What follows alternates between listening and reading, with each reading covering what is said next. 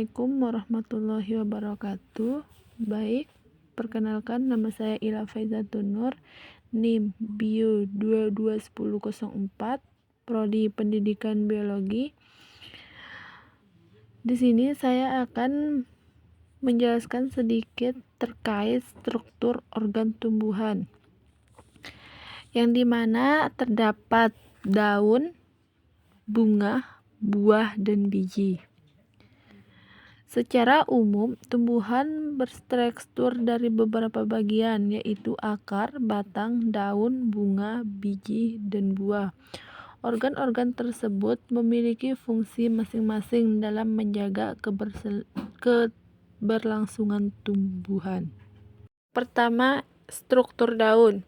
Daun merupakan organ tumbuhan yang sangat penting dan pada umumnya merupakan bagian yang terbanyak pada tumbuhan.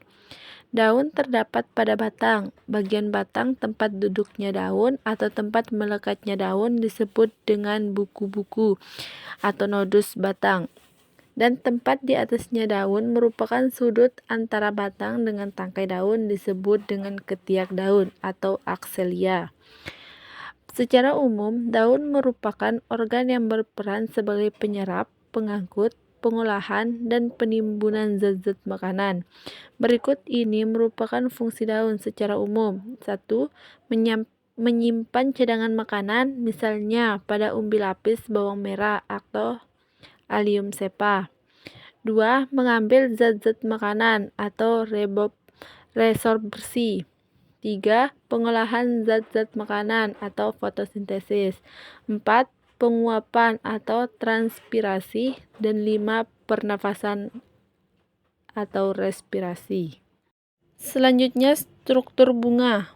Bunga merupakan taruk yang berkondensasi untuk menjadi organ reproduktif.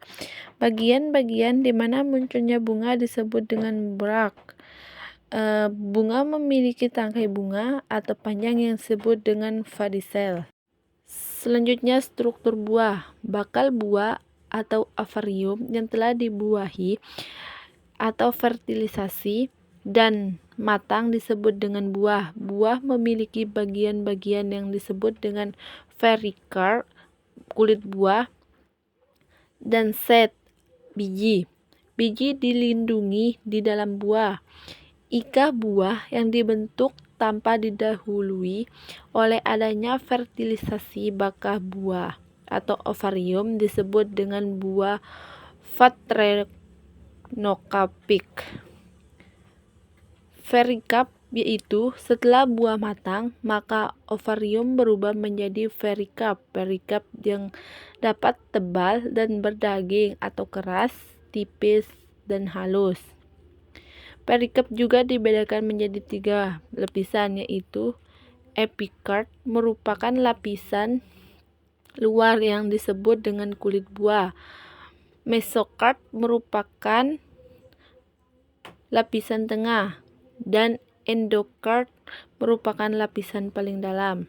Selanjutnya yaitu struktur biji. Pada umumnya, biji memiliki 3 bagian umum, yakni lembaga atau embrio, cadangan makanan untuk pertumbuhan embrio, dan pelindung biji, yakni kulit biji.